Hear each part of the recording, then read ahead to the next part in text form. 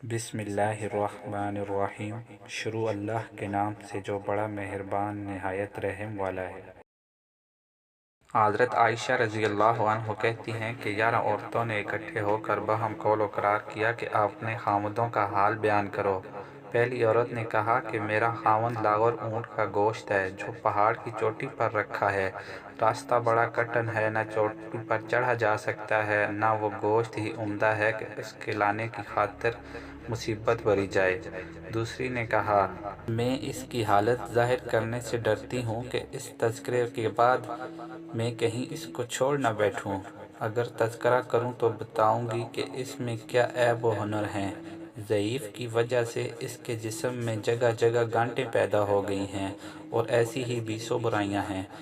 तीसरी बोली कि मेरा खावन लंबा तलंगा है, अगर इसकी कैफियत बयान करूं तो तलाक मिलती है, अगर खामोश रहूं तो मुझे मुफलिस छोड़ रखता है। चौथी ने कहा, मेरा शोर तहामा की रात की तरह मतवसत है, न ज़्यादा गर्म न ज़्यादा ठंडा, वो हमेशा यकसां है, न ज़्यादा डरावना न बहुत उकताना। पांचवी ने बयान किया कि मेरा शोर घर में आए तो चीता, बाहर जाए तो शेर, शरीफ ऐसा कि घर में कुछ हुआ करे तो वो बाज परस नहीं करता। छठी ने कहा, मेरा शोर खाऊ है, खाने पीने बैठ जाए तो सब चट कर जाए और लिपटे तो सब साफ कर जाए, जब सोए तो अकेला ही पड़ा रहे और मेरी तरफ हाथ भी नहीं बढ़ाता कि दुख सुख पूछ ले। सातवीं ने कहा, मेरा खावन गुम करदा राह और आजिज़ है, वो सीने से दबाने वाला और औरत का हर ऐब इसके लिए ऐब है, इसमें सब बुराइयां हैं, अगर बात करे तो सर फोड़ दे और ज़ख्मी कर दे या दोनों ही कर गुजरे और गहरा ज़ख्म लगाए। आठवीं औरत ने कहा, मेरे शोहर का छूना ऐसा है कि जैसे खरगोश का बस हो जाए, वो नाजुक है, इसकी खुशबू ऐसी कि जैसे ज़रतब की खुशबू, बहुत ही नाजुक है। नौवीं ने कहा, मेरा शोहर ऊंची तामीर वाला, लंबे परतले वाला और बहुत सखी है, इसका घर मजलिस शूरा के करीब है, वो बातबीर और समझदार है। 10वीं ने कहा, मेरे शोहर का नाम मालिक है और भला मालिक की क्या तारीफ़ करूं, जो तारीफ़ जहन में आ सके वो इसकी तारीफ़ है। वो मेहमानों के लिए हमेशा ऊँट ज़बह कराता है, चरागाह से ज़्यादा घर में ऊँट रखता है और घंटों इनकी आवाज़ें सुनकर बताता है कि इतने ऊँट ज़बह होने वाले हैं और इतने मेहमान मौजूद है। 11वीं ने कहा कि मेरा शोहर अबू ज़रा, वाह क्या कहना, मेरे कानों को ज़ेवर से बोझल कर दिया, मेरे बाजुओं को चर्बी से भर दिया, मुझे इस कदर खुश रखा कि इसकी दाद देनी पड़ती है।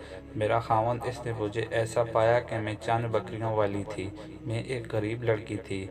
वो मुझे ऐसे ख़ानदान में लाया जो घोड़ों की हनहनाहट वाले और कुजावा की आवाज़ वाले हैं। इनके यहाँ घोड़े ऊँट सभी मौजूद हैं, डायने चलाने वाले बैल और अनाज पटकने वाले आदमी सभी इनके यहाँ हाजिर हैं। इनके यहाँ मैं बोलती तो मेरी नुक्ताचीनी कोई न करता, सोती तो सुबह कर देती, जब पानी पीती तो नहायत इत्मीनान से पीती।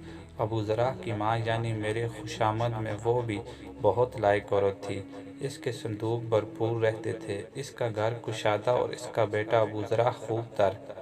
इसकी ख्वाबगाह ऐसे थी जैसे खजूर की शाख खींचने की जगह होती है, यानी छेरे जिस्म का।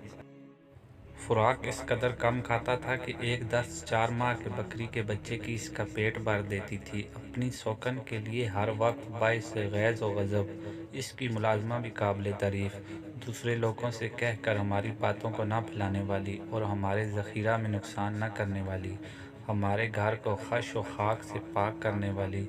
एक दिन ऐसा हुआ कि अबू ज़रा बाहर निकला। जिस वक्त वो बाहर निकला तो वो दूध बुलवा रहा था और दूध से मक्खन निकालने की तैयारी हो रही थी। मैंने बाहर निकल कर देखा एक औरत जिसके साथ जीते के ऐसे दो बच्चे हैं जो इसके पस्तानों से खेल रहे हैं, यानी वो दोनों दूध पी रहे थे। इस औरत को देखकर अबू ज़रा ने मुझे तलाक दे दी और इससे शादी रचा ली। इसके बाद मैंने मजबूरन ऐसे आदमी से निकाह किया जो तेज़ रू घोड़े पर सवार था, खत्ती नेज़ा रखता था। इसने मुझे बहुत सी नेमतें दी और हर किस्म के मवेशियों में से एक एक जोड़ा हर मवेशी का मुझे दिया और कहा कि खुद खाओ और अपने अजीज़ों और कारब को भी ज़ख़ीरा पहुँचाओ और सदका व खैरात करने की भी इजाज़त दी और बहुत कुछ दिया, मगर ये सब दाओ ऐश अबू ज़रा के एक छोटे से बर्तन को भी नहीं पहुँच सकते थे। حضرت عائشہ فرماتی ہیں کہ یہ تمام قصہ سن کر آپ صلی اللہ علیہ وسلم نے فرمایا، میں بھی تیرے لیے ایسا ہی ہوں جیسا کہ ابو ذرا ام ذرا کے ساتھ تھا۔ فرق صرف اتنا تھا کہ اس نے اپنی بیوی کو طلاق دے دی تھی اور میں نے طلاق نہیں دی، یعنی بیوی کے ساتھ ایسی ہی اچھی زندگی بسر کرنا چاہیے۔